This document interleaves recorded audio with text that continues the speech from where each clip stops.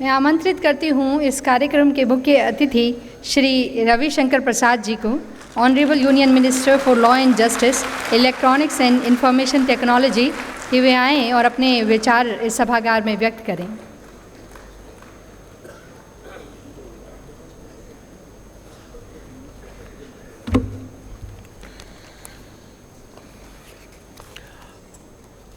परम आदरणीय न्यायमूर्ति ठक्कर जी, श्री पर्वत राव, माननीय पूर्व न्यायाधीश आंध्र प्रदेश के, आदरणीय विनायक दीक्षित जी, अधिवक्ता परिषद के राष्ट्रीय अध्यक्ष, अधिवक्ता परिषद के बहुत ही गुणी प्रभावी महामंत्री doctor Bharat Kumar ji, bar council के अध्यक्ष Shri Madan Mishra ji, Shri Tushar Mehta, additional solicitor general, Baldev Mahajan ji, advocate general Haryana, और मेरे बहुत ही अंतरंग मित्र, योग्य वकील और बहुत ही प्रभावी सांसद भाजपा के राष्ट्रीय महामंत्री भूपेंद्र यादव जी, मंच पर बैठे अन्य सभी गुणीजन, मेरे वकील मित्रों, मैं काफ़ी लोगों को उजले ही कमीज में देख रहा हूँ और आज वर्किंग डे है और अभी 7:05 हो गया है, तो वकील का पेशेंस लेवल बहुत कम होता है, लेकिन मुझे भरत जी ने बताया कि आप लोगों को जलपान कराया गया है, इसलिए कोई दिक्कत नहीं है। लेकिन आज आप देश के लिए आए, तो देश के लिए एक दिन चेंबर छोड़ने में कोई दिक्कत नहीं है, ये मैं आपसे अपेक्षा करूंगा, तो बी हियर। मैं श्री फोर्ट में कई कार्यक्रमों में आ चुका हूं और मैं तीसरी बार देश का कानून मंत्री हूँ। अटल बिहारी वाजपेयी जी की सरकार में मैं राज्य मंत्री था, फिर जब 14 में सरकार आई तो माननीय प्रधानमंत्री जी ने मुझे दायित्व दिया और तीसरी बार दिया है। लेकिन एक बार भी मैंने वकीलों से श्री फोर्ट हॉल भरे हुए नहीं देखा है, पहली बार देख रहा हूँ, अभिनंदन करना चाहता हूँ। और शायद मैंने इतनी बड़ी वकीलों की सभा दिल्ली में नहीं देखी है, तो यह अधिवक्ता परिषद की सफलता है, मैं आपका अभिनंदन करना चाहता हूं। भारत के संविधान के भारतीय मूल को लेकर ये गोष्ठी भी है। उसमें एक वाक्य है, India that is Bharat shall be A union of states. ये भारत क्यों रखा गया? इंडिया तो था नो, लेकिन इंडिया दैट इज भारत, ये जो समझदारी है ये कहीं ना कहीं विचलित हो जाती है, और इंडिया दैट इज भारत की समझदारी को प्रामाणिक करने के लिए अधिवक्ता परिषद की जरूरत है, ये मुझे कहना है। मुझे 3.5 वर्ष पहले की एक घटना याद आ गई। मैं कनाडा गया था एक पार्लियामेंट्री कॉन्फ्रेंस में, तो लौटकर हम लोग को न्यूयॉर्क के माध्यम से आना था, लेकिन वहाँ बर्फ़ की आंधी आ गई, तो हम लोग को शिकागो से एयर इंडिया का प्लेन पकड़ना था। तो 1.5 दिन शिकागो में रुकना पड़ा, क्योंकि अगले दिन हवाई जहाज़ था। तो हम लोग सांसद लोग थे, तो भारतीय मिशन के लोग आए कि आप कहाँ जाइएगा। हमने कहा अमेरिका दर्जनों बार आ चुका हूँ, हर शहर एक प्रकार से लगता है, लेकिन शिकागो आया हूँ तो मुझे फुलटन हॉल ले चलो, जहाँ पर विवेकानंद ने 1893 में अपना भाषण दिया था। हम सभी विवेकानंद के प्रति अपने जीवन में आदर रखते हैं। मैं भी संघ का जब स्वयंसेवक बना, तभी से विवेकानंद जी को देखने, समझने और परिषद में काम करने के कारण अवसर मिला था। तो वहाँ गया, वो हॉल अब टूट गया है, बदल गया है, लेकिन जिस मंच से विवेकानंद ने भारतीय चिंतन, सनातन संस्कृति का आह्वान किया था, वहाँ पर जाकर बैठना, यही अपने आप में एक बहुत बड़ा भावनात्मक पक्ष है, आप समझ सकते हैं। तो मैं आधे घंटे बैठा, थोड़ा भावुक भी हुआ। जब निकला तो उस काउंसिलर ने मुझसे एक बात कही, यही मैं आपसे कहना चाहता हूँ, इंडिया दैट इज़ भारत क्यों जरूरी है। उसने कहा, उस समय मैं एमपी था, विपक्ष का उपनेता था राज्यसभा में। कहा, रविशंकर जी ये बताइए कि आप लोग बीजेपी वाले ही इस हॉल में क्यों आते हैं शिकागो में। हमने कहा क्या मतलब है? हमने कहा ये सवाल तुमने पूछा क्यों? कहा अभी 2 महीना पहले शिवराज सिंह चौहान आए थे, उनसे पूछा कहाँ कहाँ जाइएगा, तो उन्होंने कहा फुलटन हॉल ले चलो। आप आए तो आपने ये इच्छा प्रकट की। कोई कांग्रेस वाले, सीपीएम, सीपीआई वाले, समाजवादी पार्टी वाले एमपी भी आते हैं, वो कभी इच्छा नहीं प्रकट करते हैं। ये सोचने की बात है मित्रों। यहीं से इंडिया दैट इज भारत की कहानी शुरू होती है। And that is the rationale as to how important is the work of Adhivakta परिषद।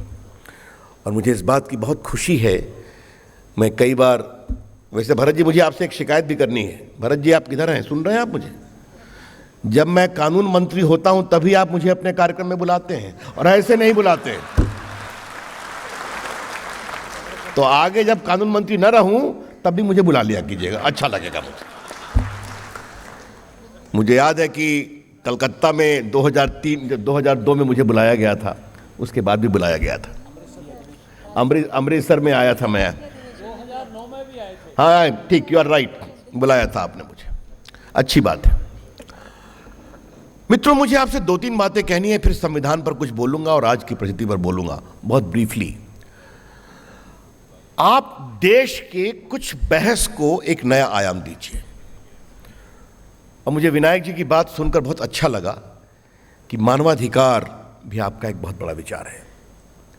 ये मानवाधिकार की पूरी बहस बहुत बेमानी हो गई है। The whole issue of civil liberty, human rights arose in a particular context. राज्य बहुत प्रभावी है, राज्य के पास बंदूक है, पुलिस है, आम नागरिक क्या करे? इसलिए उसके पक्ष में ह्यूमन राइट्स को बोलना चाहिए, बिल्कुल बोलना चाहिए। लेकिन जो ह्यूमन राइट्स की वकालत करते हैं, अगर उनके हाथ में AK-47 है और निर्दोष को मानते हैं और मारते हैं, तो कितनी अधिक वो चर्चा करेंगे ह्यूमन राइट्स की, इसका विचार करना पड़ेगा। आज माओवादी मारते हैं लोगों को, आज आतंकवादी मारते हैं लोगों को, और जब कार्रवाई होती है तो ह्यूमन राइट्स की बात करते हैं। भारत आज़ाद है, सबको ह्यूमन राइट्स की बात करने का अधिकार है। लेकिन आपसे मेरा आग्रह है कि आप एक विषय उठाइए, what about the human right of the victim of terrorist violence? उनका अधिकार है या नहीं है? अगर हमारे सेना के लोग, पुलिस के लोग उनसे लड़ते हुए मारे जाते हैं, तो उनके बच्चों का ह्यूमन राइट है या नहीं? उनकी पत्नी का ह्यूमन राइट है क्या नहीं? ये चर्चा कभी ना कभी करनी चाहिए। और जो देश को तोड़ने की बात करते हैं, आइए चर्चा करिए, शांतिपूर्ण से अपनी बात कहिए, आपका हम जवाब देंगे। लेकिन जब अपने हाथ में वो AK-47 बड़े बड़े बम और बंदूक लेकर बात करते हैं, मैं चुनाव में छत्तीसगढ़ का प्रभारी रहा हूं, वहाँ माओवादी क्या करते हैं, बाकी जगह क्या करते हैं? तुमको वोट नहीं देने देंगे, वोट दोगे तुम्हें मार देंगे। तो those who are seeking to wreck the rule of law and the entire democratic system, to what extent they are entitled? जब मानवाधिकार की बात चलती है तो ये मेरा सौभाग्य है कि भूपेंद्र जी, सौरभ शमशेरी, भरत जी, विक्रमजीत, हम सभी वो टीम थे जिसने राम जन्मभूमि के केस को बहस किया था। तो वहाँ पर हम लोगों ने बहुत चर्चा की थी। मैं PUCL में काम करता था, बिहार का जनरल सेक्रेटरी था, और वामपंथी भी कहते थे कि रविशंकर जी जब हम पर हमला हो तो आप जरूर आइए, आप संघ के स्वयंसेवक हैं, आप बात कहेंगे तो उसका वजन होगा। हमने कहा ठीक है, मैं संघ का स्वयंसेवक हूं, तुम्हारे मानवाधिकार की बात जरूर करूंगा, लेकिन तुम्हारे हिंसा का भी मैं विरोध करूंगा। बात चलती रही। जब वो 6 दिसंबर और उसके पहले अयोध्या के आंदोलन में इतने कारसेवक मारे गए, 90 में विशेष रूप से, तो कोई भी सिविल लिबर्टी की बात करने वाले उफ नहीं किया लोगों ने। और तब मैंने इस्तीफा दिया और मैंने कई लेख लिखा कि आप आतंकवादियों के पक्ष में बोलोगे, आप कश्मीर के अलगाववादियों के पक्ष में बोलोगे, आप खालिस्तान के तोड़ने वालों के पक्ष में बोलोगे, लेकिन आप कारसेवक के पक्ष में नहीं बोलोगे, क्योंकि उसका कोई ह्यूमन राइट नहीं है। मतलब आपके दोहरे स्टैंडर्ड हैं। और आज आपके 25 वर्ष पूरे हुए हैं, तो मैं जान के इस डिबेट को प्रोवोक कर रहा हूं। You please speak about India, you please speak about the rights of Indians, but you also speak about the unity and integrity of India. India that is Bharat इसलिए जरूरी है, भारत विकास परिषद की यात्रा इसलिए जरूरी है। मित्रों, जो भारत के संविधान को बनाने वाले थे वो भारत को बहुत समझते थे, और उनके समझाने की थोड़ी मैं आपको तस्वीर पेश करूंगा। पहले भी किया था एक बार आप ही के कार्यक्रम में, आज बड़ी संख्या है, उसको दोबारा कहने की इच्छा है। उनकी क्या सोच थी भारत के बारे में? Our constitution is also a social document. It represents the ethos and culture of India. It represents the heritage of India. ये सिर्फ वकीलों के लिए आर्टिकल 226 नहीं है, ये समझना बहुत जरूरी है। क्या कहा उन्होंने? राज्य का कोई धर्म नहीं होगा, कोई उपासना पद्धति नहीं होगी, लेकिन राज्य किसी के बीच में डिस्क्रिमिनेट नहीं करेगा। अनटचेबिलिटी समाप्त होगी, बेगार समाप्त होगा, और उपासना पद्धति, जाति, क्षेत्र, लिंग के आधार पर कोई डिस्क्रिमिनेशन नहीं होगा। लेकिन महिलाओं के लिए और अति पिछड़े गरीब के लिए विशेष व्यवस्था की जाएगी, शेड्यूल कास्ट के लिए। जो अंत्योदय की बात भूपेंद्र जी कर रहे थे अपने दत्तोपंत जी का संदर्भ देकर, Antyodaya is inbuilt in constitution because giving justice to the poorest is a part of our heritage. मैं हमेशा कहता हूं भारत के संविधान में 3 तत्व हैं। एक है आपका अधिकार, मौलिक अधिकार। दूसरा राजधर्म, directive principle of state policy. तीसरा लोक धर्म, ड्यूटीज ऑफ ए सिटीजन। लोक अधिकार की बात बहुत करते हैं, लेकिन राइट्स आर नॉट एब्सोल्यूट। जो मदन मिश्रा बता रहे थे कि कुछ भी आप नारा लगा देंगे आप। आज मुझे भारत के संविधान में जो शुरू होता है, we the people of India having solemnly resolved to constitute India into a sovereign socialist secular democratic republic to secure to all citizens justice, social, economic and political, liberty of thought, expression, belief, faith and worship, equality of status and opportunity, and to promote among all fraternity, assuring the dignity of the individual and the unity and integrity of the nation. आप justice, liberty, equality, fraternity, इसको 4 कोने पे खड़ा कर दीजिए और उसके ऊपर एक शामियाना खड़ा करिए। उस शामियाने का नाम होगा धर्म, जो भारत का चिंतन है और भारत की परंपरा है। इसको हमारे संविधान निर्माण वाले समझते थे। इसीलिए राज्य के कोष से किसी धर्म का, किसी उपासना पद्धति का प्रमोशन नहीं होगा। You must read article 26। मैं आज जानकर एक डिबेट प्रोवोक कर रहा हूं विनायक जी, और मैं चाहता हूं कि उस डिबेट में article 27, no person shall be compelled to pay any tax the proceeds of which are specifically appropriated in the payment of expenses for the promotion of maintenance of any particular religion. आपको tax देने के लिए दबाव नहीं दिया जाएगा एक उपासना पद्धति के प्रमोशन के लिए। आपको फ्रीडम ऑफ कॉन्शियंस है, आप अपने विचार रखिए, अपनी आस्था रखिए, लेकिन आपने 29 देखिए, protection of interest of minorities, आपको अधिकार है। इन क्लॉज 2 क्या है? No citizen shall be denied admission into any educational institution maintained by the state or receiving aid out of the state funds on grounds of only of religion, race, caste, sex. आप अपने मदरसे चलाइए, आप अपने school चलाइए, आप अपनी आस्था रखिए, लेकिन जहां सरकार पैसा देगी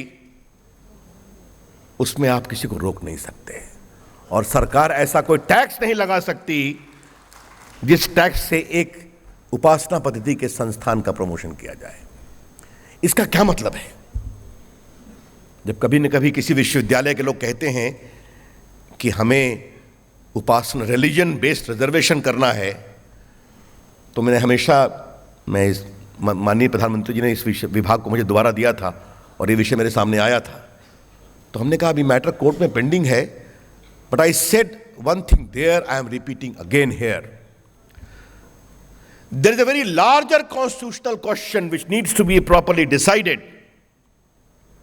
Can a university or a college or a school getting taxpayer money from the government of India or the state can make religious-based reservation.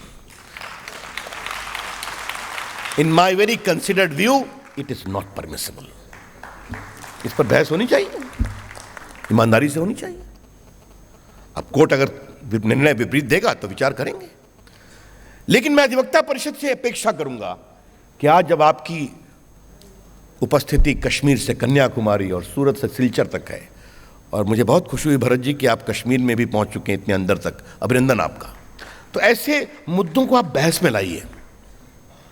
अब आजकल एक और बहस चल रही है, वामपंथी कहते हैं I don't believe in BJP nationalism, I believe in constitutional nationalism. एक नया शब्द, वामपंथी चिंतक, उनके लेख को देखिए. The constitution provides N ethos of nationalism. अब एक नई बहस शुरू हो रही है साहब. लाओ भाई पुस्तक लाओ, जरा संविधान को दिखाने की इच्छा है आज.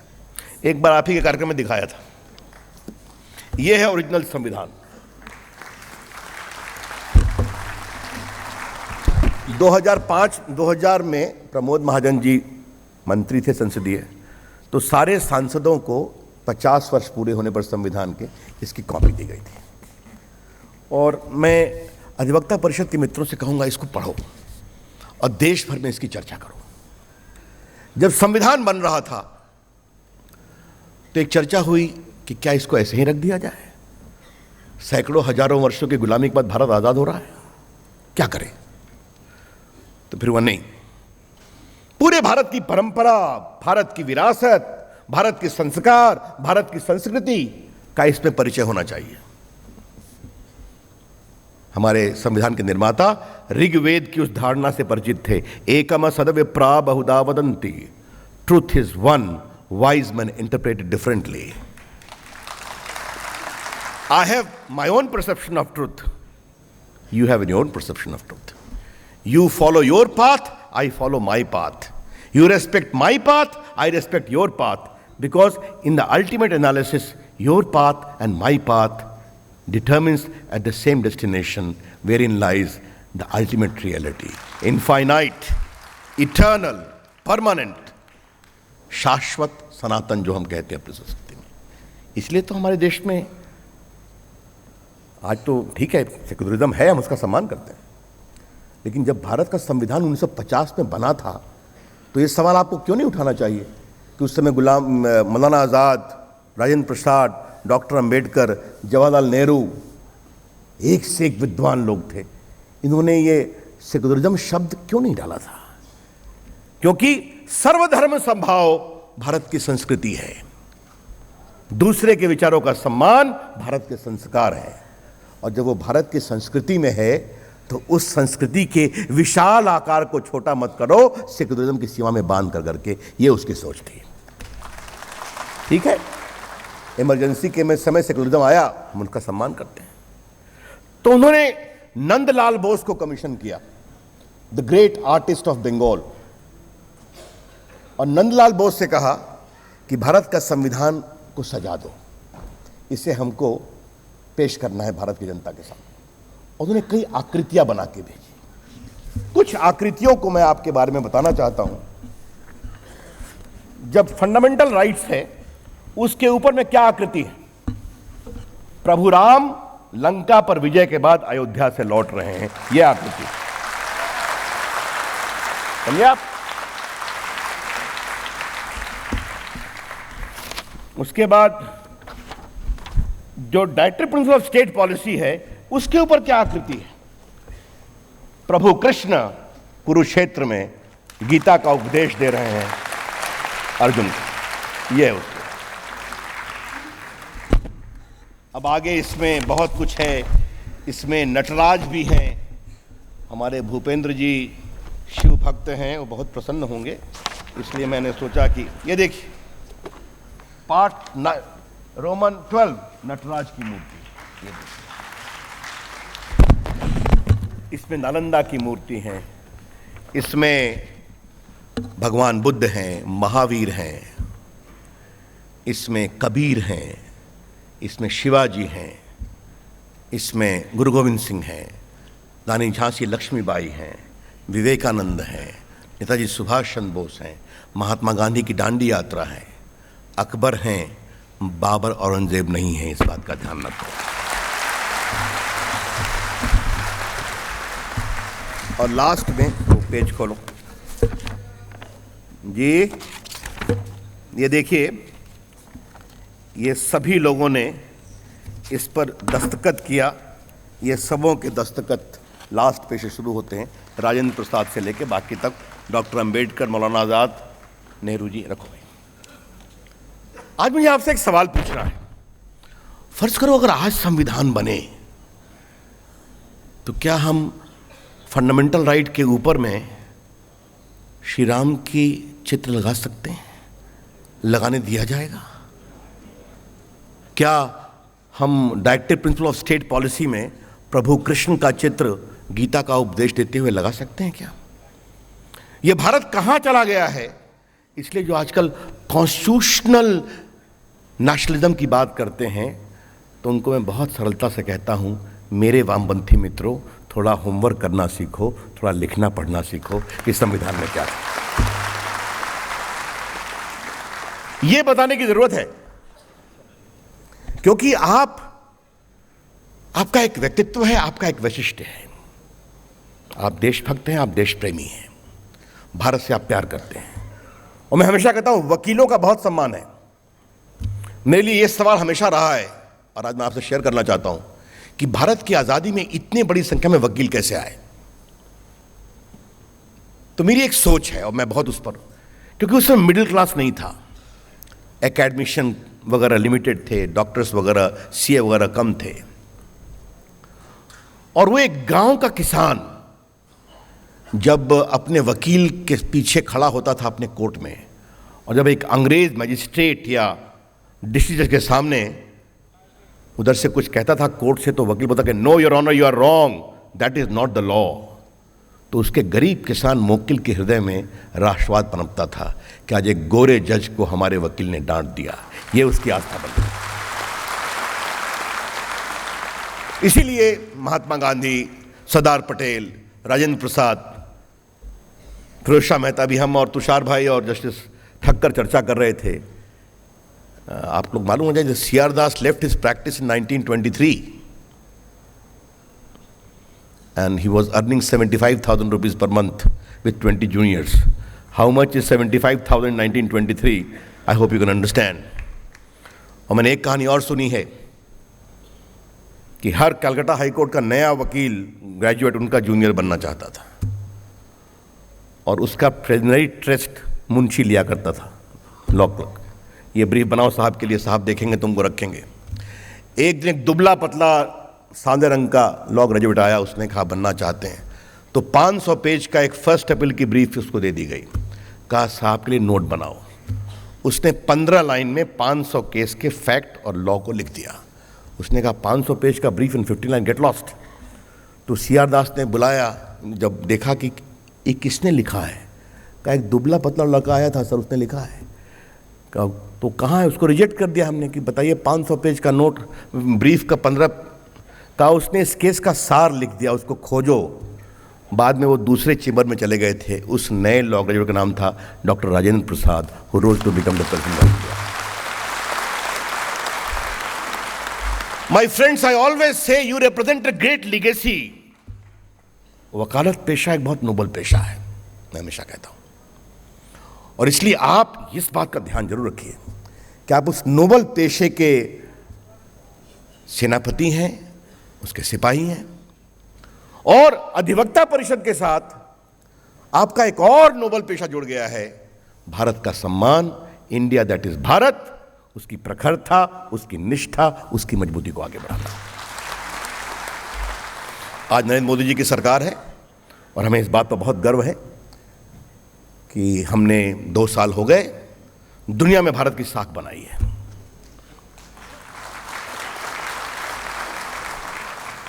और ये मैं आपसे कहना चाहता हूं कि भारत की साख कैसे बनी है। बाकी तो आप देखते हैं अखबारों में, एक तो ईमानदारी से हम काम करते हैं और आज बड़े गर्व से कहते हैं कि under Modi leadership there is no corruption in the decision making of government of India. We are very proud to say that. और ये मैं आपसे शेयर कर सकता हूं कि जब पेरिस में क्लाइमेट चेंज की बहस चल रही थी तो 1 महीने का होता है वो, तो बाद में वो फिर कंक्लूड हो जाता है। ये थोड़ा संवेदनशील विषय है, हमारे पत्रकार मित्र भी संभाल कर लिखेंगे तो बड़ी कृपा होगी, लेकिन मैं अपने वकील मित्रों से शेयर कर रहा हूं। तो जब वो 1-1.5 महीने के बाद वो कंक्लूड हो गया तो फ्रांस के राष्ट्रपति ने अमेरिका के राष्ट्रपति ओबामा को फ़ोन किया कि ये हमने फाइनल ड्राफ्ट बनाया है, आपको इस पर राय है तो कुछ बता दीजिए। तो उन्होंने राय कही। फिर अमेरिका के राष्ट्रपति ने फ्रांस के राष्ट्रपति को कहा, आपने नरेंद्र मोदी से बात किया है, उनसे भी बात करके राय ले लीजिए आप।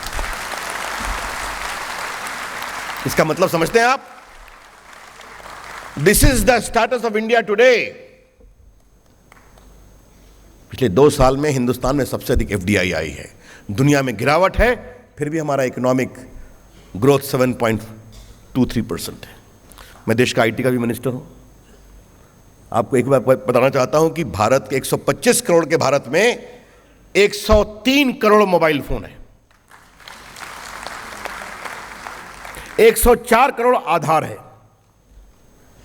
अब मोदी जी कहते हैं ना, और 40 करोड़ इंटरनेट है, बाकी मोबाइल से आता है 60% उसमें। मोदी जी ने कहा गरीबों के लिए गुड गवर्नेंस लाना है।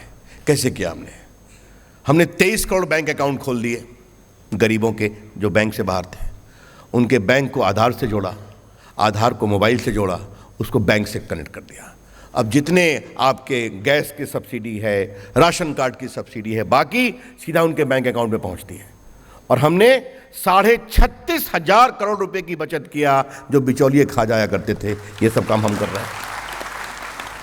भूपेंद्र जी उस स्टैंडिंग कमेटी के चेयरमैन रहे। ये GST, ये भारत का गेम चेंजिंग प्रोग्राम उन्होंने किया है। ये बैंक्रप्सी लॉ, ये इंसॉल्वेंसी लॉ, ये बेनामी लॉ, ये सब लॉ गेम चेंजिंग प्रोग्राम्स हैं। आप जान लीजिए, all for good governance, free from corruption. तो ये हम बदलने का काम कर रहे हैं। और आपसे मैं कहना चाहता हूं कि जस्टिस डिलीवरी गुड गवर्नेंस का एक पार्ट है। मैं आपसे एक और बात कहना चाहता हूं कि इस सरकार में, और मदन जी क्षमा करिए, आप बार काउंसिल के चेयरमैन हैं, हमारे मित्र भी हैं पटना से आप, लेकिन सुप्रीम कोर्ट का सम्मान हम सबों को करना है और हर जुडिशरी का सम्मान करना है। उसके घेराव के पक्ष में मैं नहीं हूं, यह आपका काम है, वकीलों को बताना चाहिए। यह बहुत मैं विनम्रता से कहना चाहता हूं, इंस्टीट्यूशन का सम्मान रहे, ही हमारा भी काम है।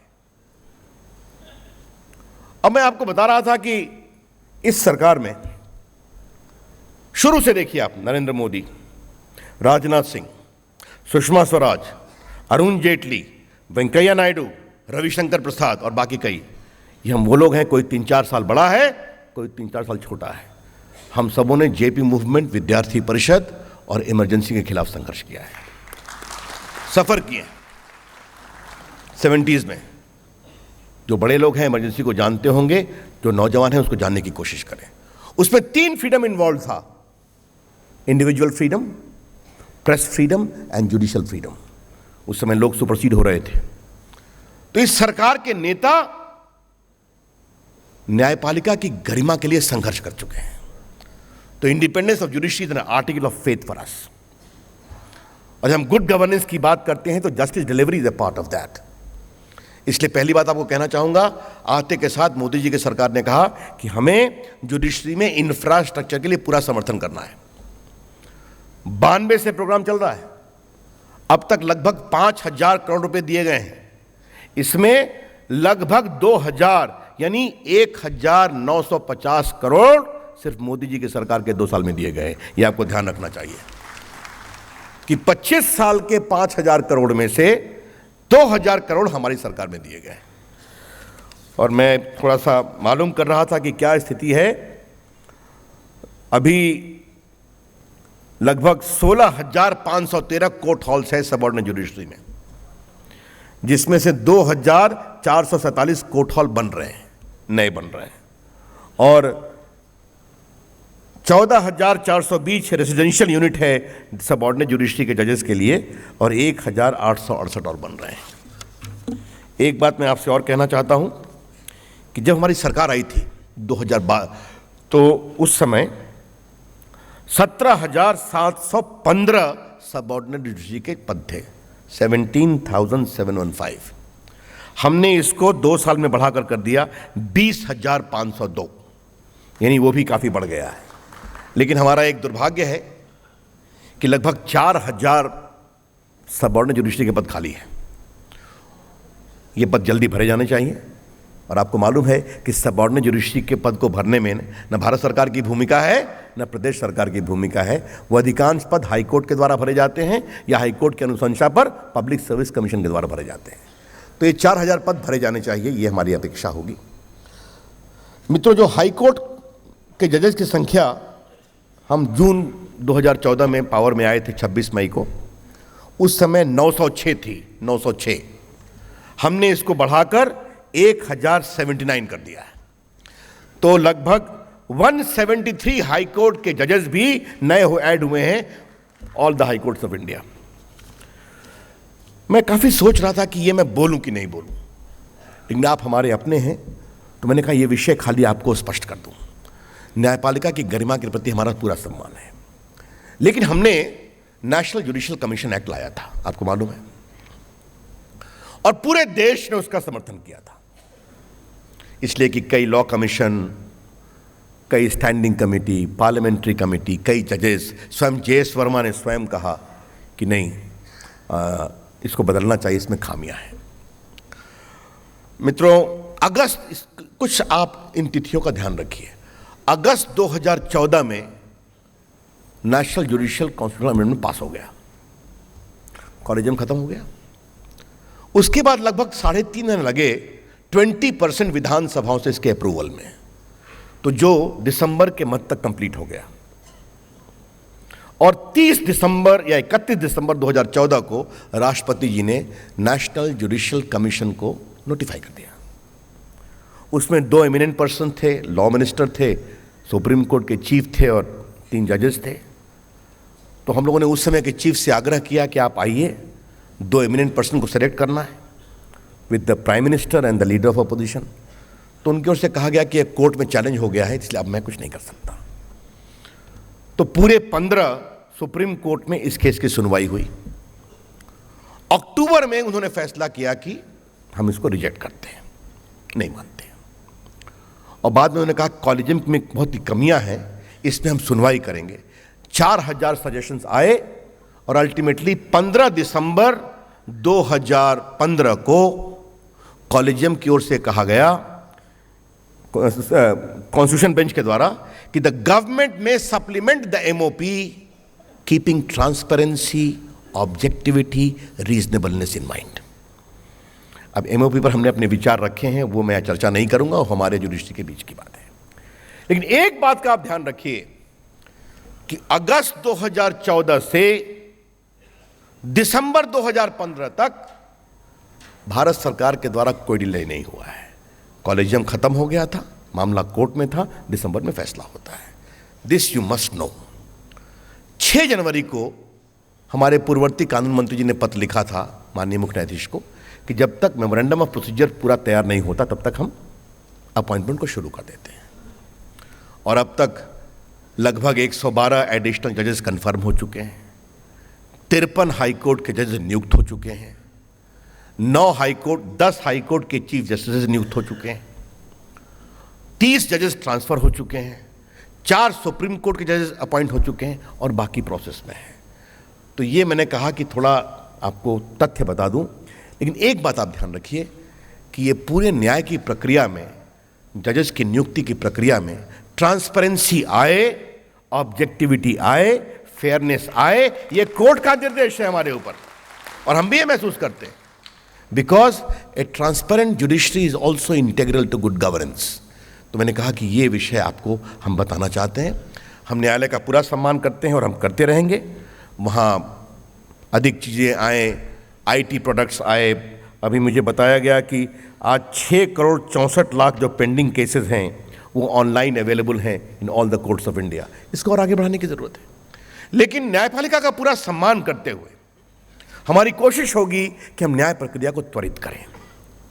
लगभग हम 1200 पुराने कानून को डिलीट भी कर चुके हैं, आपको मालूम है, और करने की ज़रूरत है। लेकिन इसमें हमको आपको साथ काम करना है और ये प्रक्रिया आगे बढ़े, जुडिशरी के साथ हम चलने को तैयार हैं और हम चलेंगे, क्योंकि जुडिशरी का सम्मान हमारी प्रतिबद्धता का एक मूल मंत्र है। ये विषय कुछ मुझे इसलिए लगे कि यहाँ पर इतनी बड़ी संख्या में वकील लोग आए हैं, तो ये हम विस्तार से रखना चाहते हैं। आपको मैं एक बात साफ कह देना चाहता हूँ, no we are not for any confrontation, no we are not for any veto by the government of India, but the process should become transparent, the process should become reasonable, the process should be fair, is an issue on which all of us need to have a stake, and that is what the direction of the Constitution Bench of the Supreme Court is also there. मित्रों, आज बहुत ही आनंद आया आपसे चर्चा करके। देखिए, मैं हमेशा एक बात कहता हूं और यहीं से अपनी बात समाप्त करूंगा कि मेरा परिचय क्या है। मेरे परिचय के 3 स्थायी अंग हैं, बाकी सब टेम्पररी है, आता है जाता है। क्या है? पहला, मैं संघ का स्वयंसेवक हूं, दूसरा भाजपा का कार्यकर्ता हूं और तीसरा अधिवक्ता हूं। यह परमानेंट है और यह परमानेंट रहेगा। बाकी मंत्री पद आता है जाता है, आप चिंता मत करिए। नरेंद्र मोदी जी की अगुवाई में हम बड़ा काम करेंगे, देश को आगे बढ़ाएंगे, and good days for India are there to stay. Thank you. Namaskar.